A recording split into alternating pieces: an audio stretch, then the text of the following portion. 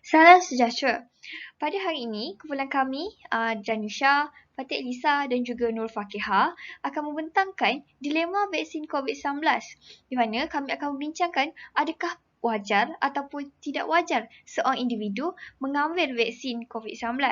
Jadi, pembentangan kami mengandungi 4 aspek iaitu yang pertama, pengenalan kepada dilema, yang kedua, impak pengambilan vaksin COVID-19, yang ketiga, adakah patut ataupun tidak untuk mengambil vaksin COVID-19 dan yang keempat adalah justifikasi teori. Jadi saya akan teruskan dengan saudari Nur Fakihah yang akan menjelaskan dilema yang dihadapi oleh seorang individu untuk mengambil vaksin COVID-19. Baiklah, mari kita lihat dilema COVID-19 dari perspektif pengambilan vaksin. Kebanyakan masyarakat Malaysia dilema dalam pengambilan vaksin semasa pandemik COVID-19. Dilema tersebut menyebabkan masyarakat Malaysia menghadapi kesukaran dalam membuat pilihan sama ada mengambil vaksin atau tidak mengambil vaksin. Antara dilema untuk mengambil vaksin adalah disebabkan saranan kerajaan, Menteri Kesihatan dan Kementerian Kesihatan Malaysia. Setiap saranan kerajaan sudah semestinya untuk kepentingan negara bagi mengurangkan kes jangkitan COVID-19. Pengambilan vaksin merupakan salah satu langkah pencegahan COVID-19.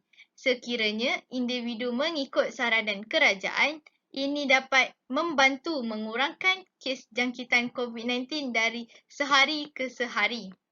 Tambahan lagi, syarat kerajaan yang menetapkan hanya individu yang sudah lengkap menerima 2 dos vaksin sahaja dibenarkan masuk ke dalam premis dan makan di kedai makan, ini menjadikan masyarakat berminat untuk mengambil vaksin. Seterusnya, individu memikirkan kesihatan badan. Sekiranya mengambil vaksin, ia dapat membantu meningkatkan sistem imunisasi badan dan melindungi diri. Sistem badan akan menjadi lebih baik. Penyakit boleh menjangkiti seseorang tanpa disangka. Sekiranya setiap individu telah diberi imunisasi, mereka akan terlindung dari penyakit. Sekiranya mereka dijangkiti pun, kesan dan komplikasi akibat jangkitan tersebut tidak membahayakan kerana vaksinasi dapat memastikan penghasilan antibodi badan lebih awal bagi melawan penyakit berbahaya. Yang ketiga, individu memikirkan kebaikan untuk diri sendiri dan orang sekeliling. Mereka tidak mahu pentingkan diri sendiri untuk menolak vaksin sehingga boleh mengancam kesihatan ahli keluarga dan orang di sekeliling. Pengambilan vaksin boleh mencegah dari dijangkiti sekaligus mudah pergerakan ke mana-mana untuk membeli keperluan diri dan keluarga. Sekiranya tidak mengambil vaksin, mereka tidak akan memperolehi sijil digital vaksinasi. Ini boleh menyebabkan kesukaran untuk masuk ke dalam premis. Namun, ada juga dilema untuk tidak mengambil vaksin. Antaranya disebabkan kepercayaan kepada keberkesanan ubatan tradisional dan herba. Mereka lebih mempercayai ubatan tradisional dan herba untuk langkah mencegah. Hal ini disebabkan perubatan tradisional banyak manfaat tersendiri. Ubatan tradisional dan herba juga merupakan petua zaman nenek moyang dahulu. Vaksin pula dianggap tiada kesahihan keberkesanannya kerana ada juga yang meninggal selepas mengambil vaksin. Ada juga yang mendapat penyakit selepas mengambil vaksin. Lagipun, tiada sebarang peruntukan undang-undang yang dikenakan terhadap golongan yang berfikiran enggan mendapatkan suntikan vaksin. Selain itu, takut jarum suntikan juga menyebabkan tidak mahu menerima vaksin. Ini disebabkan ada pengalaman lama yang boleh menyebabkan pengsan apabila memandang jarum suntikan. Dilema ini juga menyebabkan mereka tidak mahu dipaksa untuk mengambil vaksin. Sekiranya mereka mahu pun, kena tunggu kerelaan hati seikhlasnya. Akhir sekali, dilema tidak mahu mengambil vaksin disebabkan kepercayaan kepada mitos. Terdapat banyak penyebaran maklumat berkaitan kesan negatif vaksin di media sosial menyebabkan tiada keyakinan untuk mengambil vaksin sekaligus kurang pemahaman berkaitan pengambilan vaksin.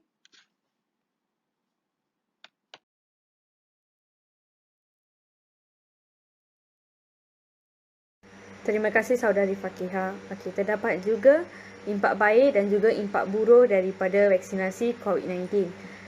Impak baik daripada vaksinasi dapat merangsang sistem ketahanan semula jadi badan dan juga dapat mengurangkan risiko mendapat jangkitan virus COVID-19. Selain itu, vaksinasi COVID-19 ini dapat mencapai tahap imuniti berkelompok iaitu herd immunity. Vaksin juga merupakan salah satu kaedah untuk kita mengawal pandemik ini dan ia antara cara yang terbaik untuk melindungi masyarakat daripada COVID-19.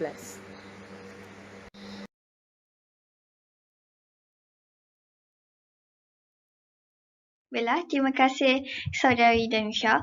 Baiklah, sebentar tadi Danusha telah mendengarkan apa impak baik dan impak buruk mengambil vaksin. Jadi, kumpulan kami telah sebulat suara untuk mengatakan bahawa pengambilan vaksin adalah perkara yang sewajarnya.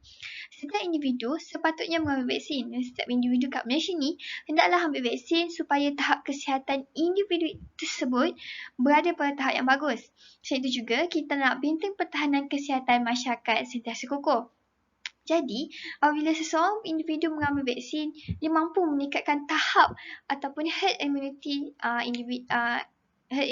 dirinya sendiri. Jadi sekaligus, bila ramai ambil vaksin, benteng pertahanan kesihatan masyarakat kat Malaysia ni akan kokoh lah. Walaupun mungkin kita akan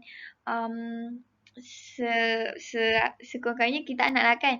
Tapi kalau mana tahu anda kata kita terkena juga jangkitan tu tapi tak adalah seteruk sampai ke tahap 5 ataupun tahap 4. Sekurang-kurangnya maybe tahap 1 ataupun tahap 2 sajalah. Mana kita masih lagi boleh survive dengan jangkitan tersebut. Jadi, bila kumpulan kami telah sebulat suara bersetuju untuk mengatakan bahawa pengambilan vaksin adalah wajar, jadi kami juga menyediakan beberapa justifikasi berdasarkan teori yang telah diperkembangkan daripada beberapa orang tokoh. Jadi kita mulakan dengan saudari Fakihah. Terima kasih saudari Fatin Elisa. Baiklah, kita teruskan. Dilema pengambilan vaksin boleh dikaitkan dengan utilitarianisme. Etika utilitarianisme berpegang kepada prinsip bahawa seseorang sepatutnya melakukan sesuatu tindakan yang menghasilkan kebaikan paling banyak. Contohnya, dilema orang berminat untuk mengambil vaksin. Individu memandang bahawa ramai orang yang mengambil vaksin tidak akan berisiko untuk dijangkiti COVID-19.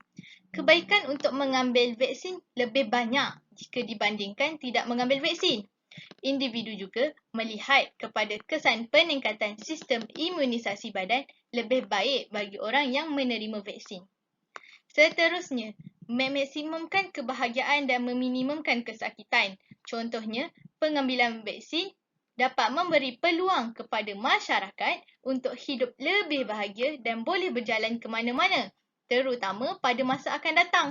Individu juga tidak rasa terkurung dan kurang tekanan setelah sekian lama perintah kawalan pergerakan. Akhir sekali, boleh dikaitkan dengan utilitarianisme kerana membuat keputusan berdasarkan keputusan majoriti. Ini boleh dikaitkan apabila individu yang memilih menerima vaksin mengikut keputusan dan saranan orang ramai. Individu juga merasakan lebih baik sekiranya mengambil peluang menerima suntikan vaksin kerana kerajaan memberi secara percuma kepada masyarakat. Dirisaukan jika tidak mengambil peluang ini akan dikenakan bayaran pada masa akan datang. Baiklah, seperti tadi saudari Fakihah telah menerangkan tentang teori utilitarianisme. Saya pula akan menerangkan tentang prinsip kewajipan yang diperkenalkan atau dipropoi oleh Immanuel Kant. Di mana Kant mengatakan bahawa setiap tindakan yang dilakukan hendaklah didorong oleh kesedaran untuk memenuhi tanggungjawab.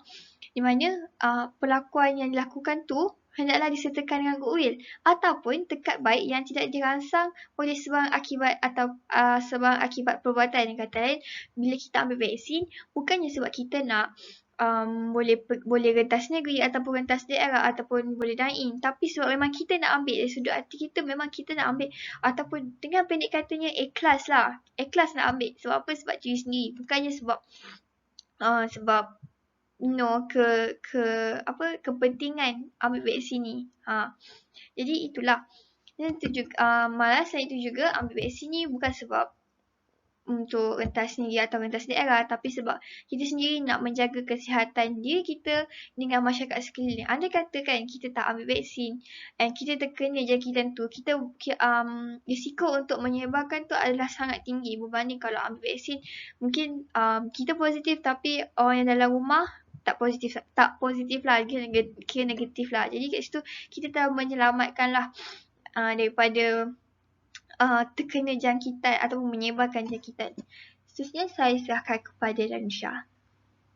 Masyarakat juga perlu mempraktikkan teori egoisme dalam mengambil vaksin bagi mementingkan dirinya untuk mendapat kebebasan bagi merentas negeri dan juga merentas daerah.